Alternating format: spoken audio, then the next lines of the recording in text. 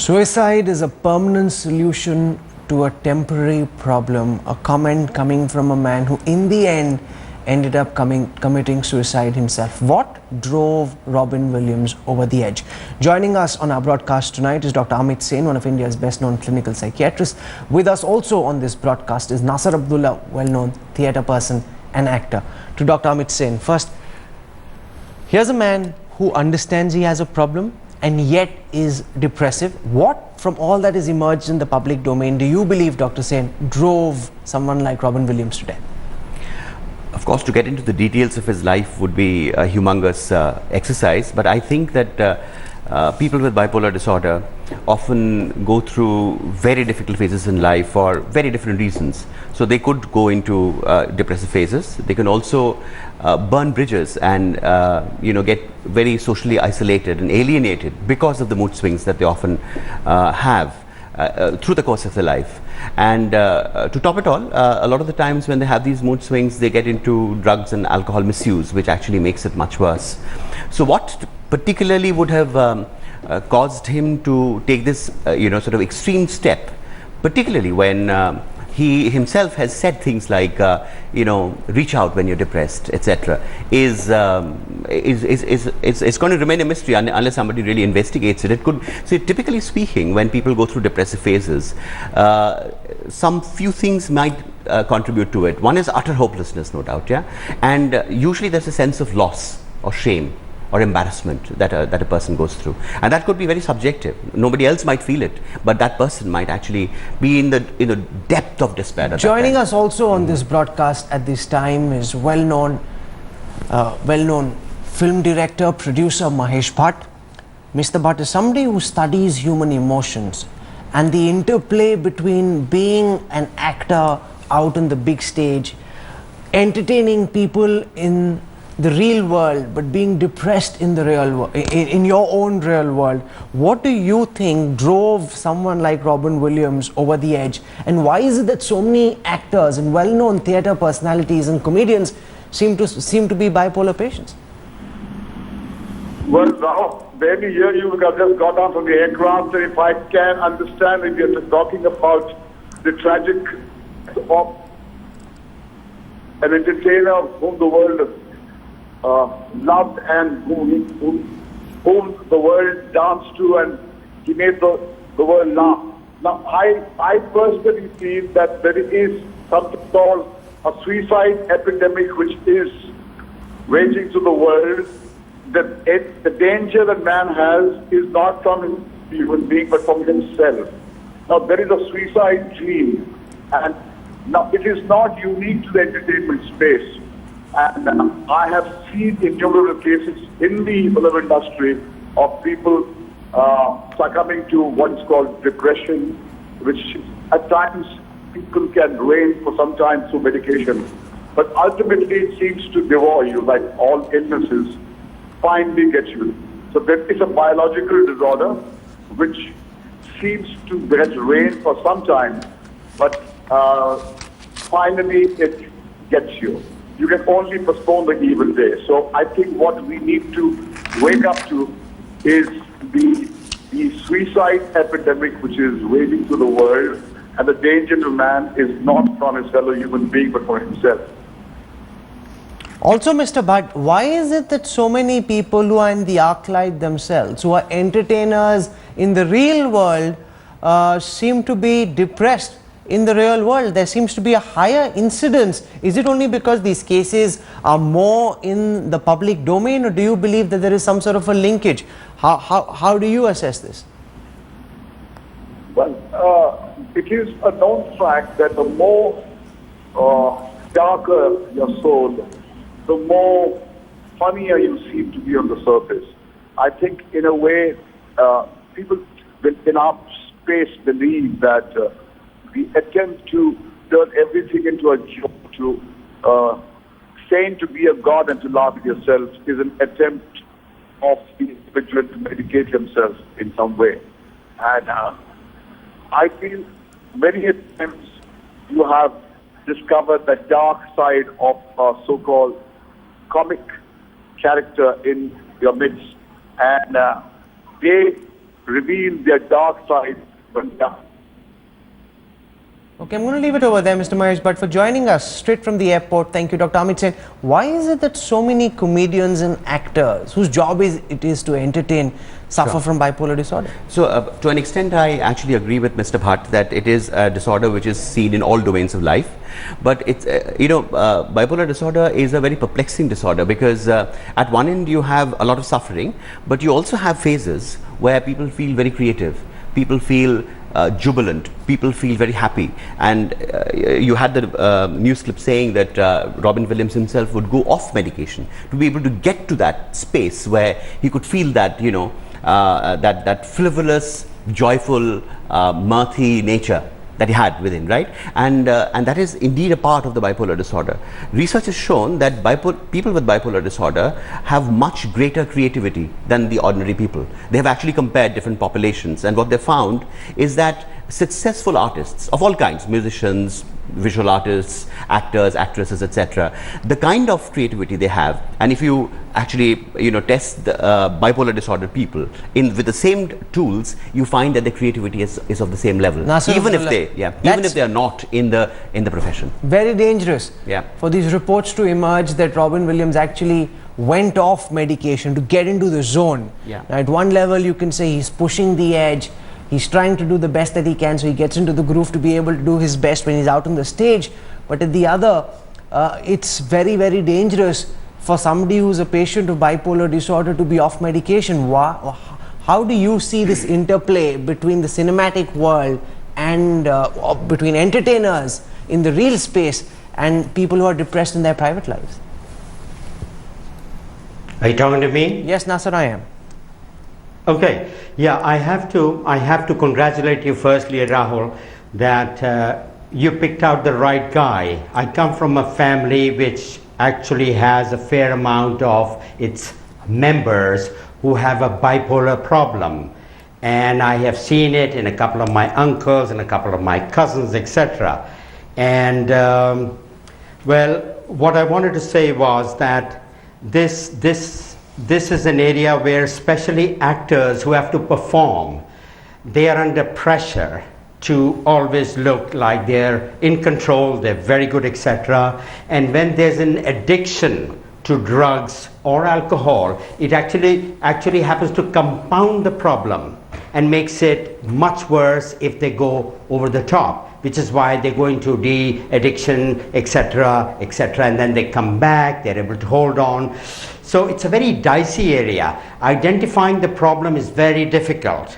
Especially in India, we don't realize what is happening. We go in for a quack or a swami or a tantric or a Maulvi to root out the problem, etc.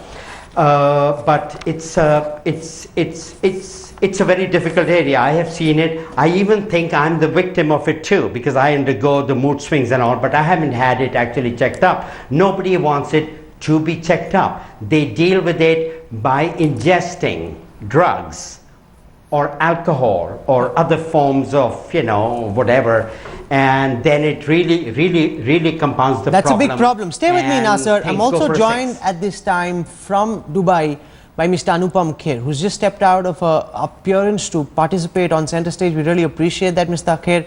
Now, here's what the doctor and as well as Nasser are saying, that people, especially when they're in the arc light, don't particularly want to go to doctors and explain to them what their problems are. They try and keep them to themselves, and that really exacerbates the problem. How do you see this interplay between people who are entertainers in real life being depressed in their private space, Mr. Kher? Rahul, I personally feel that I think abroad the concept of going to a psychiatrist is very common. So I don't believe that they don't go to them. Because it's in India that we feel that, going to a psychiatrist means there is something wrong with my mind. Over there they go and they do take... the problem, I think, is that in India we tell our problems to anybody. We have a fight at home, we can tell the auto rickshaw guy, we can tell the panwala, we can tell the parosi. There's an outlet of talking. We have family which does not judge us. I think over there what happens is there is a sense of loneliness that creeps in. And that creeps in because there is no communication. all loneliness is because of lack of communication. And the moment I heard somebody speaking, and the moment you get into drugs or alcohol, it accentuates. It is an escape. I think when you take a problem head on, then you can struggle with it. You can fight with it. That's what my perception is. Because otherwise, a man who can make the whole world laugh and is very sad that he is depressed himself. It's not his fault, but I think we don't share our triumphs. Maybe we do share, but our loneliness, our tragedies, our sense of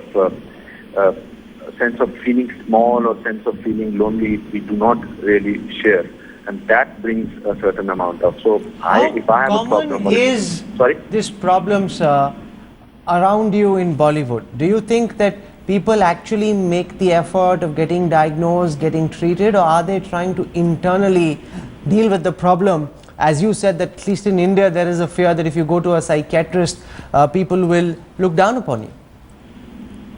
I'll tell you on your show, I'm first time disclosing that I went to a psychiatrist 6 months back because I could not sleep.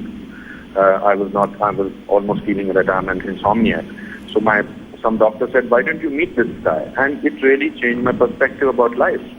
And the fact that I'm talking about is to tell other people that there is nothing wrong with it. Because sometimes when you tell people, a person who is qualified to give you an advice, it takes away a certain amount of self-doubt, self-fear from your mind.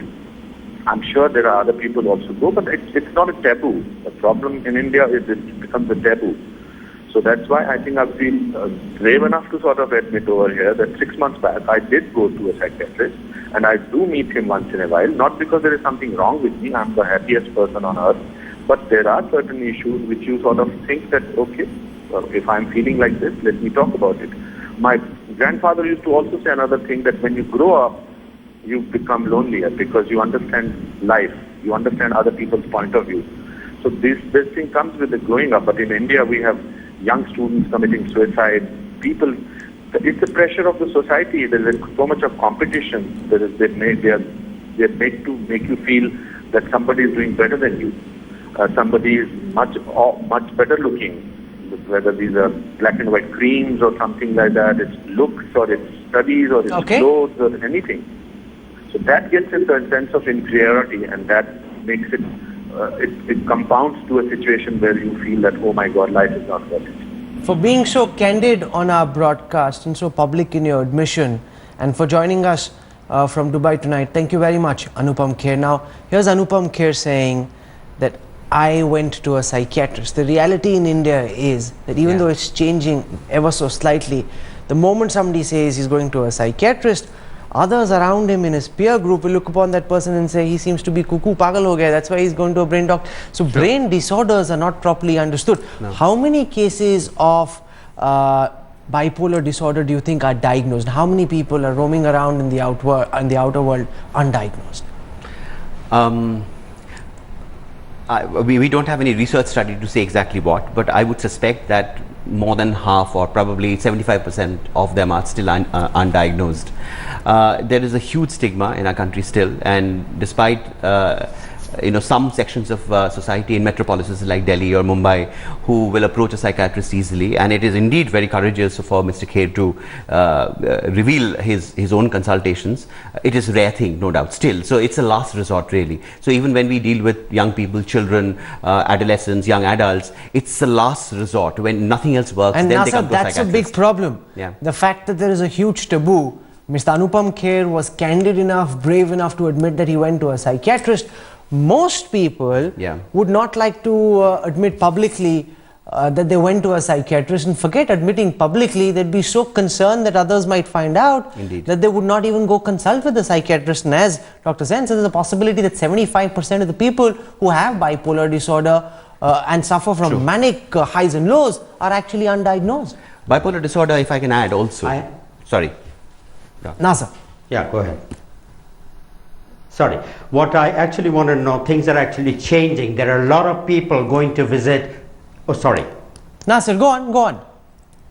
Yeah, a lot of people are now going to visit a psychiatrist I, like Mr. Kher, about 6 years ago, I went to one because I lost it. I had a problem with my older brother. He had been sort of insulting me, sort of, and one day it went over my head. I freaked. I almost had a breakdown. Almost. I did go to see a psychiatrist. He didn't think it was very, very serious. He wasn't very sure of what was going on, but he gave me something for mood swings. Now, mood swings is something to do with bipolar. I don't know. The point is, I've been to one and I'm happy to go one. I met one when I was like 19 years old. I knew I had a problem. I have some psychological problem. Nothing serious, don't be afraid. But I was interested, I was driven because I read books about it, etc. And you know, there are schizophrenics in the UK who are managing directors of a company. And they do very well because they are monitored, they are given the medication and they follow it. And they lead a very, very successful life. If you do not identify it, if you do not, and they're doing it in India now. That's absolutely true, because Winston Churchill had a massive bipolar disorder. Yeah. Catherine Zeta-Jones has the problem, Jim Carrey had the problem. So essentially, if it gets diagnosed and is being treated by doctors such as yourself, then you can lead a perfectly normal life. So I think, what's the message that you want to send to people who are watching this broadcast? So there are a couple of myths that I want to also question, right? One is that we believe that ours is a very supportive society and we listen to each other and we can talk to anybody. I want to put it on record that ours is the country which has the highest adolescent suicide rates in the world. Right, so all this myth about how supportive our families are, how quickly we, reach out to people is probably not working for our young generation. The second thing is bipolar disorder does not get cured just by talking and getting support from people. It has to be evaluated by a psychiatrist. It has to be treated both with medication, with therapy, and a lot of psychosocial changes. If you're able to do that from an early age, then the chances of having a stable life, having a very productive life, and reaching absolute top of your profession is always possible. I know personal friends who are in my profession, who are professors in the top universities in Delhi, who are creative people, who are leading a very, very successful life despite having bipolar disorder. Don't worry about what the world thinks. If you feel that you've got massive highs and lows, if your mood is swinging like crazy, you need to go out and consult a doctor. This is not something that cannot be cured, but can be treated, can be controlled. I'm going to leave it over there. Dr. Ahmad Sen, Nasir Abdullah, Mahesh Bhatt, and Anupam Kher for joining us tonight. Thank you very much. Thank you. Very tragic death indeed of Robin Williams, whom all of us loved so much. But hopefully, in the manner in which people have spoken on this show, in the manner in which he was as candid as he was, hopefully others will get a message that you don't need to struggle just internally. You can come out and speak about this. When Prime Minister Narendra Modi visited Ladakh yesterday, he missed taking a chopper to Siachen. But that's just as well, because the choppers that form a lifeline for Jawans posted to the forbidding heights of the glacier have been grounded for over 3 weeks and counting. Over 140 flagship Dhruv advanced light helicopters are out of action owing to the serious implications of a crash last month that killed 7 Air Force personnel. When Modi spoke to troops at those heights and informed them that there would be no compromise in Siachen, perhaps he wasn't apprised of this particular crisis that directly impacts the men standing guard there. India Today's Manu Pabi files this exclusive story.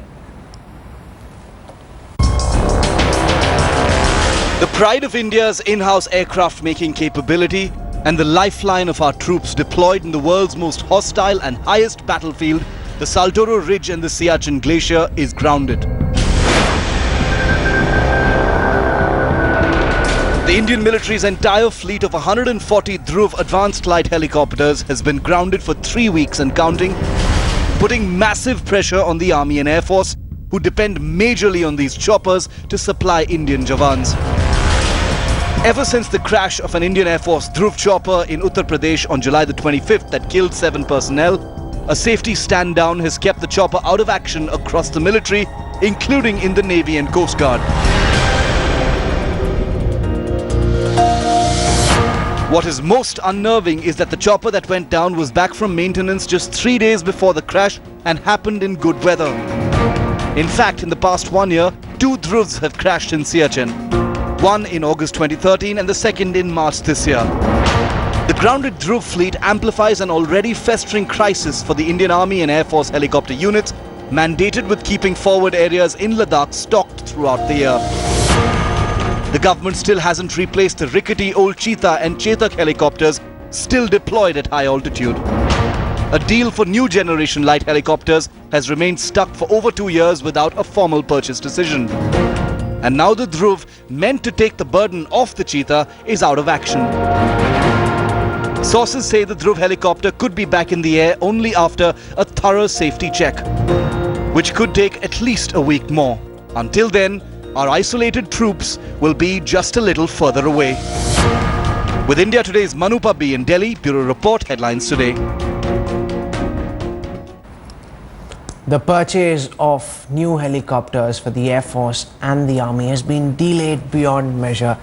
What is required is for the new Defence Minister and the Prime Minister speed up the acquisition so that in places like Siachen, our soldiers are not found short of supplies. Has Rajnath Singh been reduced to a mere rubber stamp Home Minister? This is the question doing the rounds in Delhi's power corridors these days. The speculation's been denied by the minister himself in Parliament, but the Congress is happy to have found an apparent Achilles' heels in the Modi government and is twisting the knife. Take a look at this report.